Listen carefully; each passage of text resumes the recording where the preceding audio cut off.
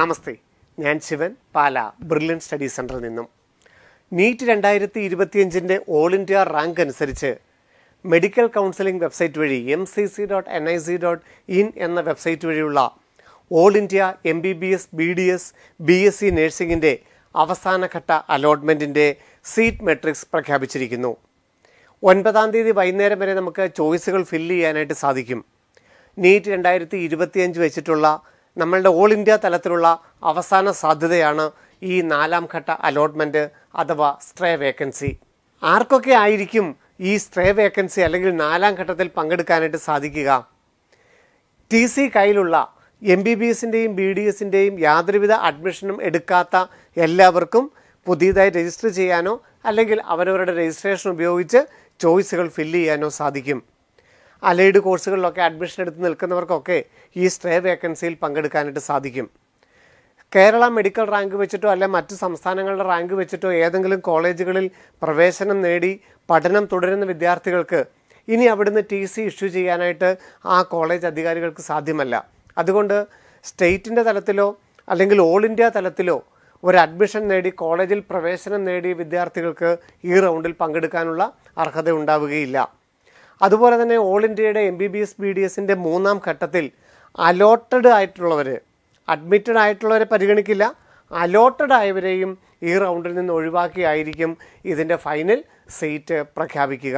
അപ്പോൾ നമ്മളൊരു സ്റ്റേറ്റ്മെൻറ്റ് കൊടുത്തതിനാണ് മുമ്പോട്ട് പോകുന്നത്. കാരണം നമ്മൾ ഓൾ ഇന്ത്യ തലത്തിലോ കേരള തലത്തിലോ ഒരു സീറ്റ് എടുത്തിട്ടില്ല എന്നുള്ള സത്യപ്രസ്താവനയോടുകൂടി തന്നെയാണ് നമ്മൾ ഓപ്ഷൻ കൊടുക്കാനായിട്ട് കയറുന്നത്.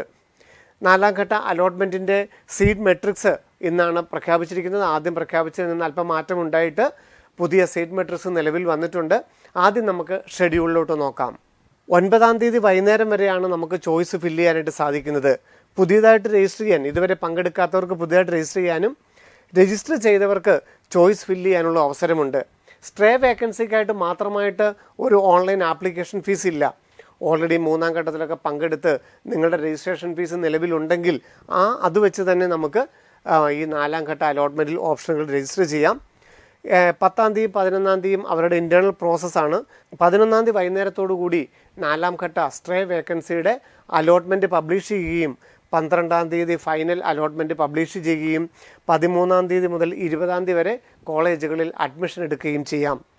ഈ സ്ട്രേ വേക്കൻസിയിൽ അലോട്ടഡ് ആകുന്നവരെയും കൂടെ ഒഴിവാക്കിയിട്ടായിരിക്കും നവംബർ 10-ാം തീയതി കേരളത്തിൻ്റെ സ്ട്രേ വേക്കൻസി അലോട്ട്മെൻറ്റ് പബ്ലിഷ് ചെയ്യുക. അതായത് അലോട്ട്മെൻറ്റ് ഷെഡ്യൂൾ വരുന്നത്. അതിനുശേഷമാണ് അലോട്ട്മെൻറ്റ്. ഈ ഓൾ ഇന്ത്യയുടെ ലിസ്റ്റിൽ ഉൾപ്പെട്ടാൽ, അലോട്ടഡ് ആയാൽ അവരെ കേരളത്തിൽ നിന്ന് ഒഴിവാക്കുന്നതായിരിക്കും. പിന്നെ 2026 എക്സാമിനൊക്കെ തയ്യാറെടുക്കുന്ന വിദ്യാർത്ഥികളുടെ ഏറ്റവും പ്രധാനപ്പെട്ട ശ്രദ്ധയ്ക്ക്, ഇത് നീറ്റ് 2025 അവസാനഘട്ട അലോട്ട്മെൻ്റ് ആണ്. പ്രോസ്പെക്ടസിലെ നിയമപ്രകാരം ഇതിലൊരു സീറ്റ് അലോട്ടഡ് ആയാൽ വേണമെങ്കിൽ നമ്മളെ 2026 എക്സാമിൽ നിന്ന് വരെ വേണമെങ്കിൽ ഡിബാർ ചെയ്യാം. അപ്പോൾ ഒരു കാരണവശാലും നമ്മളുടെ ശ്രദ്ധിക്കാതെയോ അല്ലെങ്കിൽ നമ്മൾ കൃത്യമായൊരു തയ്യാറെടുപ്പില്ലാതെ ഓപ്ഷനുകൾ കൊടുക്കരുത്. കൃത്യമായും നമ്മൾ പോകും, അവിടെ പോയി പഠിക്കും എന്നുറപ്പുള്ള സീറ്റുകൾ മാത്രമേ MBBSനാണെങ്കിലും BDSനാണെങ്കിലും BSc നഴ്സിങ്ങിനാണെങ്കിലും കൊടുക്കാവുള്ളൂ. 2 കാര്യങ്ങൾ കൊണ്ട്. ഒന്ന്, മറ്റൊരാളുടെ സീറ്റ് നമ്മൾ കളയുന്നു. അതുപോലെ തന്നെ 2026 പങ്കെടുക്കാനുള്ള നമ്മളുടെ സാധ്യതകളും ഇല്ലാതാക്കിയേക്കാം. അതുകൊണ്ട് സ്ട്രേ വേക്കൻസിയിൽ ഓപ്ഷൻ ഫില്ല് ചെയ്യുന്നവർ നിർബന്ധമായും ആ കോളേജിൽ ചേർന്ന് അവിടെ പഠിക്കുമെന്നുള്ളവർ മാത്രമേ സ്ട്രേ വേക്കൻസിയിൽ പങ്കെടുക്കാവൂ എന്നുള്ളത് എല്ലാ വർഷവും സുപ്രീം കോടതിയുടെ നിർദ്ദേശമാണ്. സ്ട്രേ വേക്കൻസി 4-ാം ഘട്ടത്തിൽ നമുക്കറിയാം, സംസ്ഥാന തലത്തിലൊക്കെ നമുക്ക് പ്രവേശനം കിട്ടിയവരെയൊക്കെ ഒഴിവാക്കിയിട്ടായിരിക്കും പ്രഖ്യാപിക്കുന്നതെന്ന് പറഞ്ഞു. അതുപോലെ തന്നെ ഓൾ ഇന്ത്യയുടെ 3rd അലോട്ട്മെൻറ്റിൽ അഡ്മിഷൻ എടുത്തവരെ അതാത് സംസ്ഥാനങ്ങളുമൊക്കെ ഒഴിവാക്കിയിരുന്നു. അപ്പോൾ നിലവിൽ നിങ്ങൾ ഒരു കോളേജുകളിലും പ്രവേശനം നേടിയിട്ടില്ല എങ്കിൽ നിങ്ങൾക്ക് ഈ അലോട്ട്മെൻറ്റിൽ പങ്കെടുക്കാം. ഏതാണ്ട് MBBSന് ഓൾ ഇന്ത്യ കോട്ടയും ഓപ്പൺ കോട്ടയുമായിട്ട് ഏതാണ്ട് 450ഓളം സീറ്റുകളാണ് സീറ്റ് മാട്രിക്സ് പ്രകാരം ഉള്ളത്. BSc നഴ്സിംഗ്, അതുപോലെ തന്നെ BDS, അതുപോലെ തന്നെ MBBS 3 കോഴ്സുകൾക്കാണ് ഒഴിവുകളുള്ളത്. അതുപോലെ ESI കോട്ടയിലെ ഒഴിവുകളുണ്ട്, ഡീംഡ് കോളേജുകളുടെ ഒഴിവുകളുണ്ട്. അപ്പോൾ അവിടെ ഡീംഡ് കോളേജുകളിൽ നിങ്ങൾക്ക് പങ്കെടുക്കണമെങ്കിൽ 2 ലക്ഷം രൂപ രജിസ്ട്രേഷൻ ഫീസിൻ്റെ ആവശ്യമുണ്ട്. അപ്പോൾ ഓപ്പൺ കോട്ടയിൽ ഓരോ സ്റ്റേറ്റുകൾ അനുസരിച്ച് നിങ്ങൾക്ക് വേക്കൻസികൾ നോക്കാം. കേരളത്തിൽ അറിയാം, ഏതാണ്ട് 16 സീറ്റുകളോളമാണ് കേരളത്തിൽ വേക്കൻസികളുള്ളത്. MBBSന് തമിഴ്നാട്, കർണാടകം എന്നിവിടങ്ങളിൽ ഏതാണ്ട് 30 മുകളിൽ സീറ്റുകളാണ് ഒഴിവുകളുള്ളത്. അപ്പോൾ ഇവിടെ നിങ്ങൾക്ക് താല്പര്യമുണ്ടെന്നുണ്ടെങ്കിൽ തീർച്ചയായിട്ടും ആ സീറ്റുകൾ നിങ്ങൾക്ക് ഓപ്ഷനുകൾ ഫില്ല് ചെയ്യാം. അതുപോലെ തന്നെ ഫിസിക്കലി ഹാൻഡിക്യാപ്ഡിൻ്റെ സീറ്റുകൾ അതാത് കാറ്റഗറിയിലോട്ടൊക്കെ ചേഞ്ച് ചെയ്യും.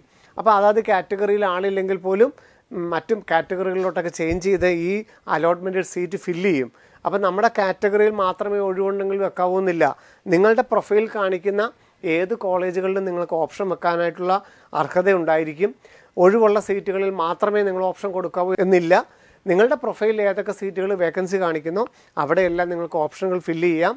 കാരണം കാറ്റഗറിയും ഫിസിക്കലി ഹാൻഡിക്യാപ്ഡിലൊക്കെ ആളില്ലെങ്കിൽ കാറ്റഗറി ചേഞ്ച് അനുസരിച്ചൊക്കെ ഇത്തവണ അലോട്ട്മെൻറ്റ് നടത്തി സീറ്റ് ഫില്ലാക്കുകയും ചെയ്യും.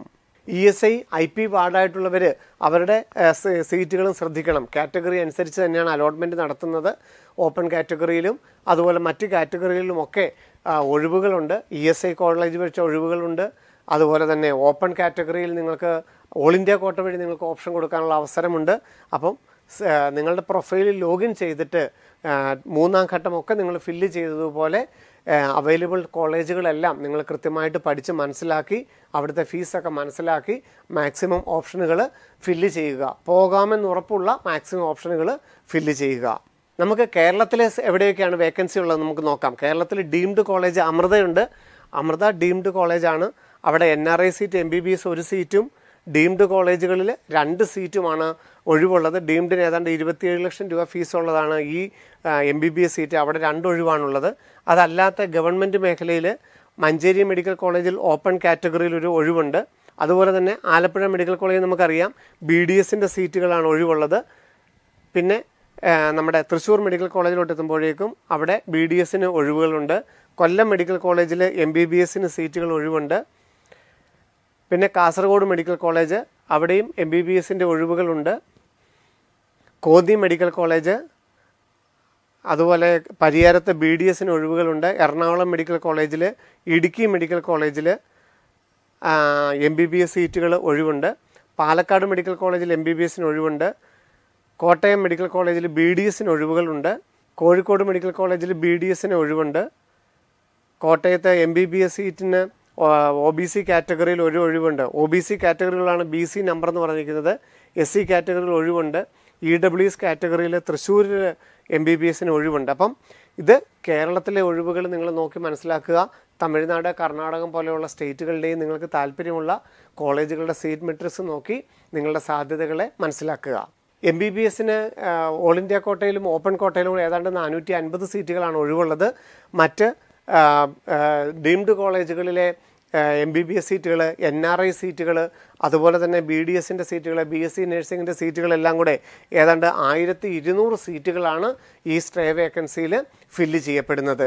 അപ്പോൾ mcc.nic.in എന്ന വെബ്സൈറ്റിൽ നീറ്റ് 2025 ക്വാളിഫൈ ചെയ്തിരിക്കുന്നവർക്ക് സ്ട്രേ വേക്കൻസിക്ക് വേണ്ടിയിട്ടുള്ള ഓപ്ഷൻ രജിസ്ട്രേഷൻ ആരംഭിച്ചു കഴിഞ്ഞിരിക്കുന്നു. നിങ്ങൾക്ക് ഓരോരുത്തർക്കും വളരെ ശ്രദ്ധയോടുകൂടി തന്നെ MBBSനാണ് പോകുന്നതെങ്കിൽ MBBSൻ്റെ സീറ്റുകൾ, BDSനാണ് BDS, BSc നഴ്സിംഗ് അതൊക്കെ വളരെ ശ്രദ്ധയോടുകൂടി തന്നെ ഫില്ല് ചെയ്യുക. ഇതൊരു സീറ്റ് അലോട്ടഡ് ആയാൽ പിന്നെ നിങ്ങളെ മറ്റ് സംസ്ഥാനങ്ങളിൽ പങ്കെടുപ്പിക്കില്ല. അതുപോലെ അഡ്മിഷൻ എടുത്തില്ലെങ്കിൽ 2026 പരീക്ഷയെയും ബാധിച്ചേക്കാം. അതുകൊണ്ട് കൃത്യമായിട്ടും ഒരു തയ്യാറെടുപ്പോടുകൂടി മാത്രമേ നിങ്ങൾ സ്ട്രേ വേക്കൻസിയിൽ പങ്കെടുക്കാവുള്ളൂ. ഇപ്പം നമുക്കറിയാം ഏതാണ്ട് 26,000 റാങ്ക് വരെ, ഓൾ ഇന്ത്യ റാങ്ക് 26,000 വരെ ഉള്ളവർക്കാണ് ഗവൺമെൻറ് മേഖലയിലൊക്കെ MBBS സീറ്റ് പ്രവേശനം ലഭിച്ചിരിക്കുന്നത്. അപ്പം അതിനുശേഷമൊക്കെയുള്ള വിദ്യാർത്ഥികൾ വളരെ ശ്രദ്ധയോടുകൂടി തന്നെ ഓപ്ഷനുകൾ ഫില്ല് ചെയ്യാൻ ശ്രദ്ധിക്കുക. നീറ്റ് 2025 അവസാന സാധ്യതയാണെന്ന് നമ്മൾ പറഞ്ഞു കഴിഞ്ഞു. അതുകൊണ്ട് ഇനിയൊരു ഓൾ ഇന്ത്യ തലത്തിലുള്ളൊരു MBBS, BDS, BSc നഴ്സിംഗ് സാധ്യതയില്ല. അതുകൊണ്ട് മാക്സിമം ഓപ്ഷൻ വെക്കുന്നതുമാണ് നല്ലത്. കാരണം നമുക്കിപ്പോൾ 26,000 വരെ കിട്ടിയെന്ന് പറഞ്ഞാൽ പോലും ഈ റാങ്കിനിടയിൽ റാങ്ക് 1 മുതൽ 26,000 വരെ ചിലപ്പോൾ നല്ല കോളേജുകൾ മാത്രം നോക്കിയിരിക്കുന്ന വിദ്യാർത്ഥികളും ഉണ്ടാവാം, ധാരാളം പേര്. അതുകൊണ്ട് അവിടെ അതെത്ര പേരുണ്ട് എന്നുള്ളതിനെക്കുറിച്ച് നമുക്ക് വ്യക്തമായ ധാരണയില്ല. അതുകൊണ്ട് മാക്സിമം ഓപ്ഷൻസ് വെക്കാനും ശ്രദ്ധിക്കണം. പക്ഷേ പോകാവുന്ന കോഴ്സുകൾ മാത്രമേ ഫില്ല് ചെയ്യാവുള്ളൂ. ഇത് നിങ്ങളുടെ നീറ്റ് 2025 ഓൾ ഇന്ത്യ തലത്തിലുള്ള അവസാന സാധ്യതയാണ്. ഇനിയൊരു വേക്കൻസി വന്നാൽ പോലും ഇപ്പോൾ കൊടുത്തിരിക്കുന്ന ഓപ്ഷൻ വെച്ചിട്ട് മാത്രമേ അലോട്ട്മെൻറ്റ് നടത്തുകയുള്ളൂ. പുതിയതായിട്ട് ഓപ്ഷനുകൾ ഒരു കാരണവശാലും ക്ഷണിക്കുകയില്ല. അപ്പോൾ 11-ാം തീയതി നീറ്റ് 2025 ഓൾ ഇന്ത്യ തലത്തിലുള്ള അവസാന റൗണ്ടിൻ്റെ സ്ട്രേ വേക്കൻസിയുടെ ഫൈനൽ റിസൾട്ടുമായിട്ട് വീണ്ടും കാണാം. നന്ദി, നമസ്കാരം. Brilliant Study Center, India's #1 coaching center for NEET and JEE.